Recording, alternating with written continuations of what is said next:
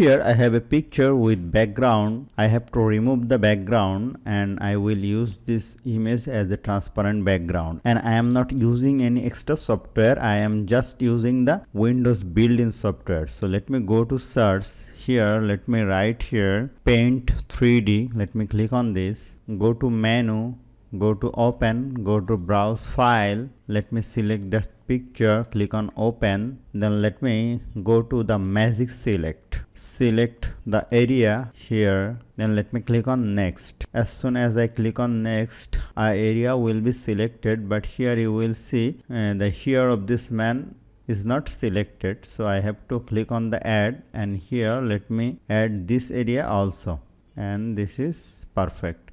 And also add the mug, and this is perfect. If you want to remove some area, you will just click on remove, then click on the area, then the area will be removed. So here let me click on done. As soon as I click on the done, a picture will be made as a transparent background. You can click on this and you can copy the picture. Just press Ctrl C and you can paste it anywhere in your slide or anything. Here you will see a transparent background picture has been created. Now if I want to save this picture as a transparent background, just let me click on Ctrl C to copy, go to menu, go to new, click on don't save, and click on Ctrl V to paste. Decrease the size, click on outside and click on crop. You may crop the area, click on done. You have to go to the three dot area, go to canvas option, click on transparent background.